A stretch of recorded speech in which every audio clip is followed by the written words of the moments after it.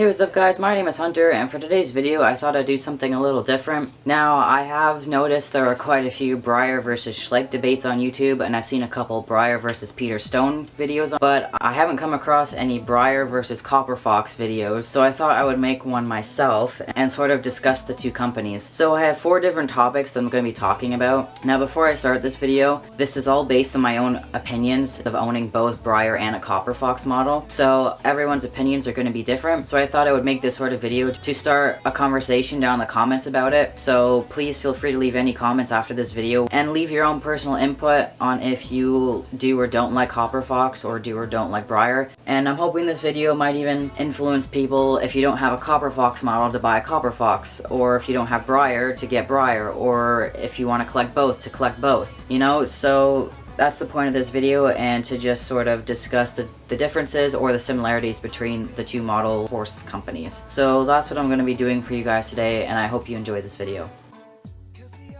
Alright, so the first topic I would like to discuss would be price. Now for Breyers, an average regular one Breyer model can be between $35 to $60 based off of prices I have spent on my models. Special runs and limited edition models can differ but can be very pricey. Now for Copperfox models, due to Copperfox being a British-based company, all items are bought online, which means shipping for my model it costs $39, and for me, being in Canada, our dollar is more expensive. My model came to $101.15 plus the added $39.37 worth of shipping, which equals to a relatively expensive model.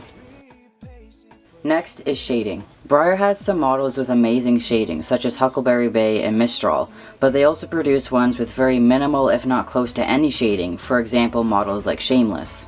Elska here, in my opinion, has some relatively very nice shading for her model. Now, Copperfox models, based on the model I have, he has decent shading and is overall a nice looking horse. Now, it's hard to base Copperfox on just one model versus Breyer when I have way more to compare it with. But using models with a similar color such as Padre and the Akelteke model, you can see all models have relatively great shading and both companies reflect that well.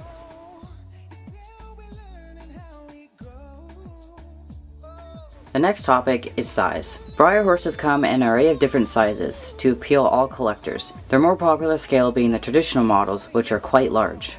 Copperfox so far has only shown to produce horses on a large scale, similar to the size of a Breyer traditional, if not a little larger. While Copperfox only produces the one size of model, both companies make models on the larger scale, which more collectors tend to fall towards, though Breyer having a variety of different models on different scales give collectors more of a choice. The last category I want to discuss is details and realism. Breyer has always been way up there in the scale for having amazing well-crafted models with much attention to detail and providing very realistic models. For example, Toddless here, you can see muscle outlining, his mane is beautifully plated, and the attention to the details in his eyes make this model come to life. While Copperfox being fairly new, they have quite a reputation to compete against next to Breyer, but they have made some very stunning models with much attention to details and very realistic. For example, Superman here. As you can see, the detailing and outlining in the muscles, the gorgeous structure of his face, and as well as Toddless, the amazing eyes and the detail. So, which company is better? Personally, I think both companies are great for their own personal and separate reasons.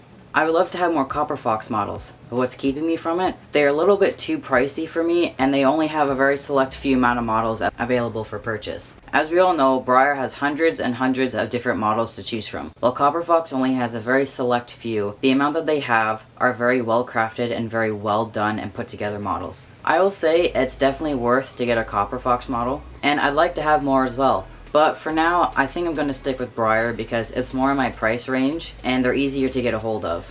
Now, I'm not saying that you shouldn't get a Copperfox model. Personally, I think if you don't have a Copperfox model, you should definitely try and get one. But that's only up to you. And I think, like I said, Copperfox and Breyer both have different things that make those companies amazing companies. For me, personally, I would love to have more Copperfox models, but they are kind of out of my price range, while Breyer are more in the price range area for me, and there's more models to choose from in Breyer. But we all know Copperfox is going to be producing many more models for years to come, so they're going to be having a variety of more models to choose from. So that is something to look forward to. So for me, my final answer would probably be Breyer for my own personal preference, but I'm not bashing on Copperfox because I adore the model that I have, and I would love to have more, but at the current time, not necessarily now. But again, as I said, this is my own personal opinion. I would love to hear your guys' own opinions down in the comments below, so please feel free to leave any comments that you have, any questions that you have, or anything like that related to this topic, or anything model horse related in general. And if you like this video, give it a thumbs up so that I know, and maybe I'll make more videos like this in the future. I might make a Schleich versus Breyer one, who knows. Until the next video, keep collecting model horses, guys. I really hope you enjoyed this one. Definitely look into getting a Copperfox model if you don't have one yet, or at least look into what models that they have, or even go like the Facebook page so you get more information on the models and the company itself. So like I said, I hope you guys enjoyed, and I'll see you all in the next video. Peace.